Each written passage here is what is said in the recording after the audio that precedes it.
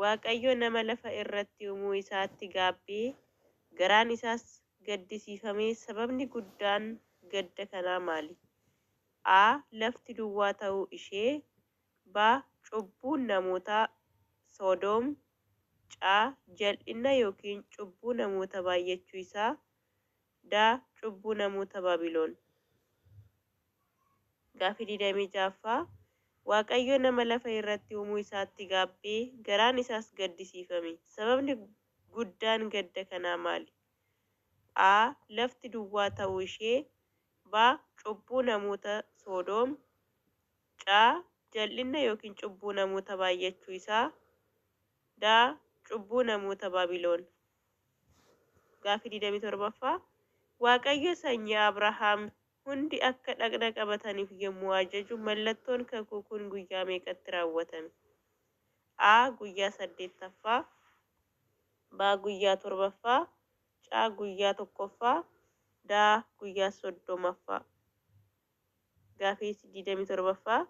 Waaqayyo sanyii Abrahaam hundi akka dhagna qabataniif yommuu ajaju mallattoon kakuu kun guyyaa meeqatti raawwatama? A. Guyyaa 8ffaa. B. Guyyaa 7ffaa. C. Guyyaa 1ffaa. D. Guyyaa 30ffaa. Gaaffii 28ffaa. Abrahaam buddeenaa fi qodaa bishaan yookiin qalqalloo Haggaaritti gateettii ishee irratti baachisee mucaa wajjin ishee ari'e. Haggaar lafa onnee Beershaabeetti yommuu bishaan dhumu mucaa akka hin duuneef bakka kam keessa keette? A. Madda bishaanitti dhiyoo. B. Gaaddisa mukaa guddaa jala. C. Qalbaa yookiin quttoo tokko jala. D. Laga keessa. Gaaffii 28ffaa. Abrahaam buddeenaa fi qodaa bishaanii yookiin qalqalloo Haggaaritti gateettii ishee irratti baachisee mucaa wajjin ishee ari'e. Haggaar lafa onnee Beershaabeetti yommuu bishaan dhumu mucaan akka hin duuneef bakka kam keessa keesse? A. Madda bishaanitti dhiyoo. B. Gaaddisa muka guddaa jala. C. Qalbaa yookiin qottoo tokko jala. D. Laga keessa. Gaaffii 29ffaa. Esaawu eebba abbaa isaa sababeeffatee Yaa'aqoob irratti haloo qabate. Esaawu garaa keessatti maal jedhee yaade? A. Obboleessa isaa nan dhiifamaaf. B. Barri gadda abbaa koo dhiyaateera. Erga inni du'e nan ajjeesa. C. Mana abbaa isaa irraa ni boqata. D. Yaa'aqoobiif kennaa ni kenna. Gaaffii 29ffaa. Esaawu eebba abbaa isaa sababeeffatee Yaa'aqoob irratti haloo qabate. Esaawu garaa isaa keessatti maal jedhee yaade? A. Obboleessa isaa nan dhiifamaaf. B. Barri gadda abbaa koo dhiyaateera. Erga inni du'e nan ajjeesa. C. Mana abbaa isaa irraa ni baqata. D. Yaa'aqoobiif kennaa ni kenna. Gaaffii 30ffaa. Yaa'aqoob gara abbaa isaa galee abbaa koo yommuu jedhu Yisaaq kunooti ilmi koo ati eenyu jedhee gaafate. Yaa'aqoob deebiin inni kenne maali? A. Ani Yaa'aqoobi. B. Ani ilma keeti. C. Ani ilma kee hangafa Yaa'aqoob. D. Ani ilma kee hangafaa Esaawudha. Gaaffii 30ffaa. Yaa'aqoob gara abbaa isaa galee abbaa koo yommuu jedhu Yisaaq kunooti ilmi koo ati eenyu jedhee gaafate. Yaa'aqoob deebiin inni kenne maali? A. Ani Yaa'aqoobi. B. Ani ilma keeti. C. Ani ilma kee kan hangafa Yaa'aqoobii. D. Ani ilma kee hangafaa Esaawudha. Gaaffii 31ffaa.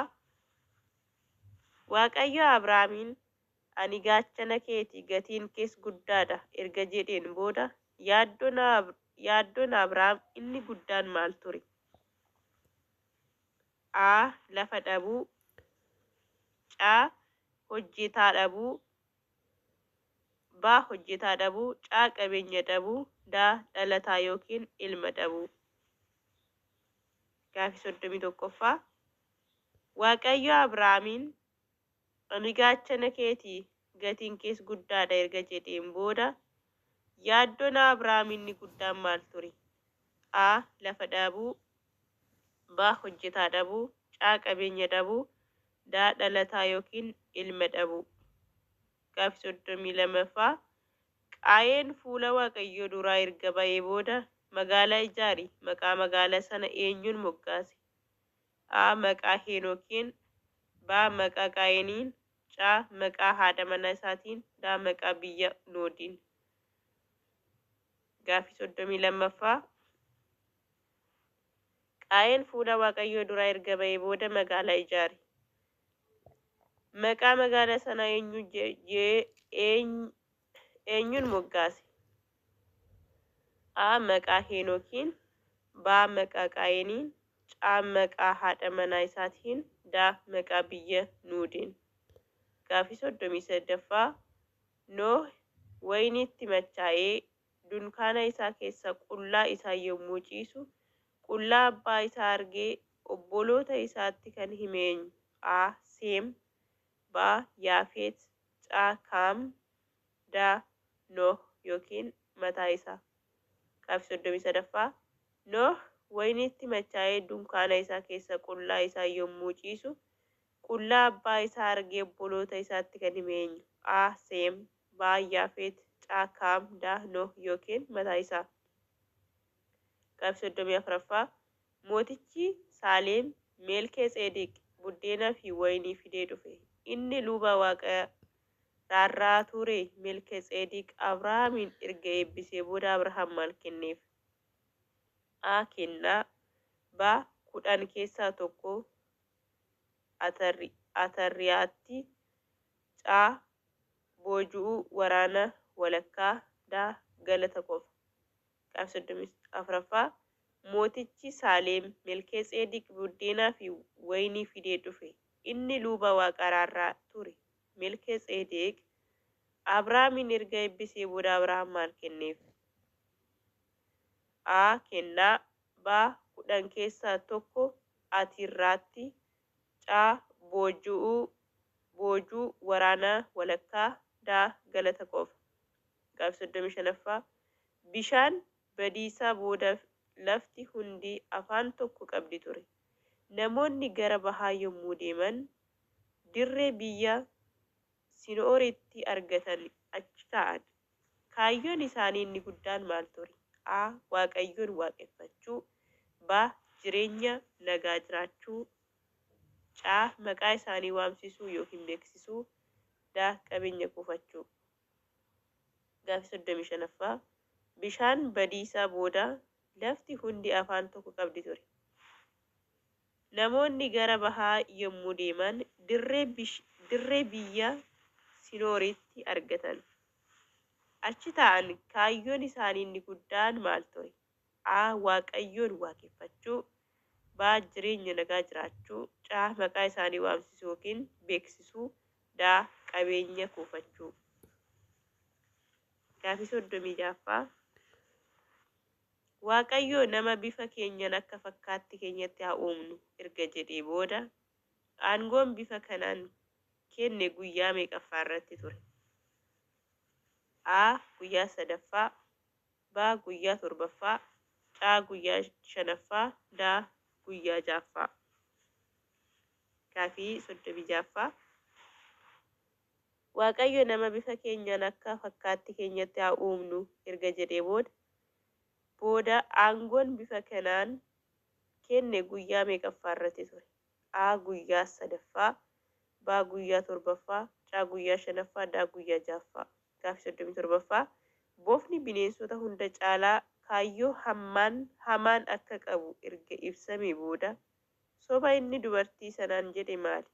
A. Iji keessan hin banamu. B. Dhuguma hin duutan. C. Nyaachuu dura eeguu qabdu. D. Waaqayyo dhiifama isiniif godha. Gaaffii 37ffaa. Boofni bineensota hunda caalaa kaayyoo hamaan akka qabu erga ibsamee booda soba inni dubartii sanaan jedhe maali? A. Iji keessan hin banamu. B. Dhuguma hin duutan. C. Nyaachuu dura eeguu qabdu. D. Waaqayyo dhiifama isiniif godha. Gaaffii 38ffaa ergamaan Waaqayyoo maddichatti Haggaariin argate. Ati Haggaar garbittii Saaraa eessaa dhufta? Eessas dhaqxa? jedhee erga gaafatee booda maqaa ilma ishee eenyu jedhi jedheen. A. Yisaaq, B. Yaaqoob, C. Ismaa'eel, D. Daan.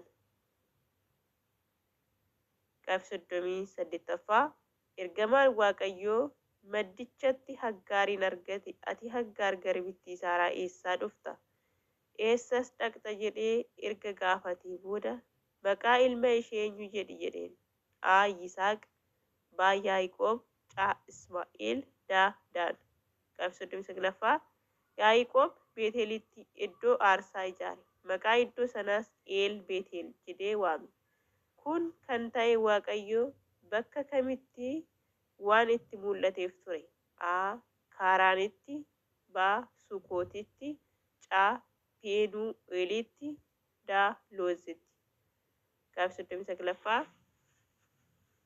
Yaaqoob Beetelitti iddoo aarsaa ijaare. Maqaa iddoo sanaas El Beetel jedhee waame. Kun kan ta'e Waaqayyo bakka kamitti waan itti mul'ateef ture? A. Kaaraanitti, B. Sukootitti, C. Phenuu'eelitti, D. Loozitti. Gaaffii 40ffaa Yaaqoob biyya sana yommuu jiraatu ilmi isaa hangafni rukuttii yookiin saatoo abbaa isaa billaa wajjin ciisee kan gocha eenyu ture? A. Roobeel, B. Daan, C. Yihuudaa, D. Biniyaam. Gaaffii 40ffaa Yaaqoob biyya sana yommuu jiraatu ilmi isaa hangafni rukuttii yookiin saatoo abbaa isaa billaa wajjin ciisee kun gocha eenyu ture? A. Roobeel, B. Daan, C. Yihuudaa, D. Biniyaam. Gaaffii 41ffaa bakki jireenyaa sanyii Yoqataan Maashaa irraa kaasee hamma eessatti ture? A. Gaara Sifaar, B. Gaara Baabiloon, C. Gaara Uur, D. Gaara Ashuur. Gaaffii 41ffaa bakki jireenya sanyii Yoqtaan Maashaa irraa kaasee hamma eessatti ture? A. Gaara Sifaar, B. Gaara Baabiloon, C. Gaara Uur, D. Gaara Ashuur. Gaaffii 42ffaa Yisaaq waggaa 40tti Ribqaa fuudhe. Rakkoon Ribqaa inni guddaan yeroo sana maal ture? A. Maatii Abrahaam wajjin wal dhabuu, B. Maseena ta'uu ishee, C. Laabaa irraa fagaachuu ishee, D. Jibba Esawu. Gaaffii 42ffaa Yisaaq waggaa 40tti Ribqaa fuudhe. Rakkoon Ribqaa inni guddaan yeroo sana maal ture? A. Maatii Abrahaam wajjin wal dhabuu, B. Maseena ta'uu ishee, C. Laabaa irraa fagaachuu ishee, D. Jibba Esawu. Gaaffii 43ffaa Yisaaq boolla bishaanichaa 3 qote. Maqaa boolla sadaffaa Rehooboot jedhee moggaase. Hiikkaan isaa maali? A. Iddoo qabsoo, B. Waaqayyo bakka nuuf bal'iseera, C. Iddoo rakkoo, D. Madda bishaan argamuun. Gaaffii 43ffaa Yisaaq boolla bishaanichaa 3 qote. Maqaa boolla sadaffaa Rehooboot jedhee moggaase. Hiikkaan isaa maali? A. Iddoo qabsoo, B. Waaqayyo bakka nuuf bal'iseera, C. Iddoo rakkoo, D. Madda bishaan argamuun. Gaaffii 44ffaa Abrahaam Abiimelekiif meetii sheeqel 1,000 erga kenneen booda Saaraadhaan maal jedhe? A. Ati dubartii baay'ee bareedduudha. B. Gara mana keetti deebi'i. C. Kunoo haguuggii ija isiif haa ta'u. D. Ati bilisa baateetta. Gaaffii 44ffaa Abrahaam Abiimelekiif meetii sheeqel 1,000 erga kennee booda Saaraadhaan maal jedhe? A. Ati dubartii baay'ee bareedduudha. B. Gara mana keetti deebi'i. C. Kun haguuggii ija isiif haa ta'u. D. Ati bilisa baateetta.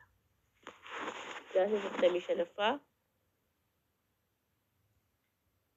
Kodaaroloo Omir mootii biyya kamii ture? A. Elaam, B.